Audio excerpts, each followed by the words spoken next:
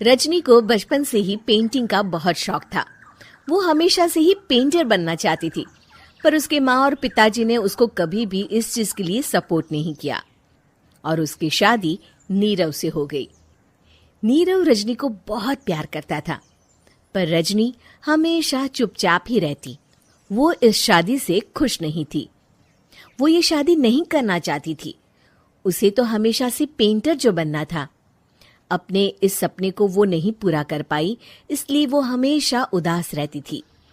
रजनी, बहुत ही बढ़िया फिल्म लगी है, कल देखने चले? नहीं जी, कल मुझे बहुत काम है, मैं नहीं जा पाऊंगी। अच्छा तो कोई बात नहीं, संडे को चलते हैं। देखिए, मुझे फिल्म देखना पसंद नहीं है। आपको जाना है तो चले जाइए। नीरव को मना करके रजनी वहां से चली जाती है और अपने बैग को खोलकर उसमें बंद पड़े ब्रश और कलर्स को देखकर रोने लगती है। रजनी, चलो ना कहीं बाहर खाने चलते हैं, कुछ तुम्हारी पसंद का। जी, मुझे नहीं जाना, मेरी तबीयत ठीक नहीं है। रजनी वहां से चली जाती है। नीरव को समझ नहीं आता कि रजनी उससे इतना दूर क्यों रहती है। वो जब भी उसके साथ वक्त बिताना चाहता है, रजनी कोई ना कोई बहाना बना देती है। एक दिन घर पर कोई नहीं था। रजनी घर का सारा काम जल्दी से खत्म कर लेती है। घर पर अकेले होने के कारण वो सोचती है कि वो आज पेंटिंग करेगी। वो अपने कमरे में जाकर पेंट ब्रशेस और कलर्स निकालकर जैसे ही कलर मिक्स कर रही होती है कि दरवाजे पर बेल बज जाती है। अब कौन आ गया इस वक्त? इतनी मुश्किल से तो मुझे पेंट करने का मौका मिला है। रजनी दरवाजा खोलती है तो उसकी सास अपनी सहेलियों के साथ खड़ी होती है और सब घर के अंदर आ जाते हैं।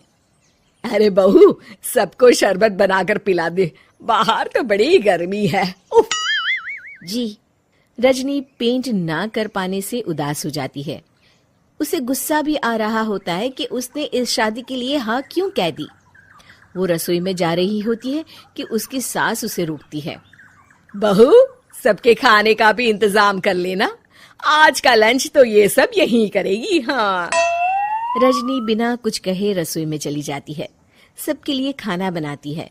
सब खाना खाते हैं और रजनी घड़ी देखती है कि ये सब कब जाएंगे ताकि वो अपनी पेंटिंग कर सके।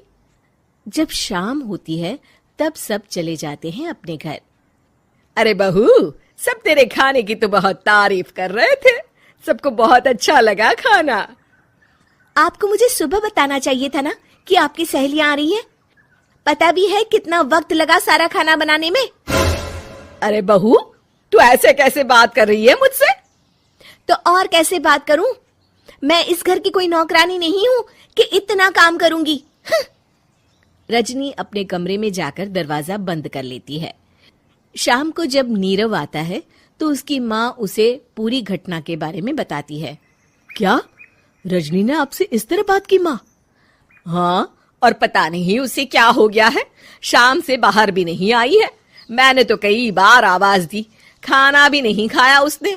तू ही बात करके देख ले बेटा। नीरव अपने कमरे का दरवाजा खटखटाता है। रजनी, दरवाजा खोलो, मैं हूं। रजनी दरवाजा खोलती है और फिर वापस जाकर अपने बिस्तर पर लेट जाती है। रजनी, माँ से बात करने का ये क्या तरीका है? मैंने कोई गलत बात नहीं की है। अरे तुम क्यों ऐसे बर्ताव कर रही हो सबके साथ? क्या तुम इस शादी से खुश नहीं हो? रजनी कुछ नहीं बोलती। अरे बताओ मुझे रजनी, क्या ये शादी तुम्हारी मर्जी के खिलाफ हुई है? हाँ, मैं ये शादी कभी नहीं करना चाहती थी। तुमसे क्या, मैं किसी से भी शादी नहीं करना चाहती थी। रजनी रोने लगती है। चुप हो जाओ रजनी, बताओ मुझे, तुम क्यों नहीं करना चाहती थी शादी? रजनी बेड के नीचे से अपने पेंटिंग्स, कलर्स, ब्रश, पेपर्स निकालती है। इतने में उसकी सास भी कमरे में आ जाती है। ये देख रहे हो, ये थे मेरे सपने। मैं पेंटर बनना चाहती थी, पर माँ पापा ने कभी सपोर्ट नहीं किया और मेरी शादी करवा दी। मेरे सारे सपने टूट गए। हर वक्त बस गुस्सा आता रहता है मुझे। मैं जानती हूँ कि आप लोगों की इसमें कोई गलती नहीं है, पर मैं क्या करूं, मुझे समझ में नहीं आता।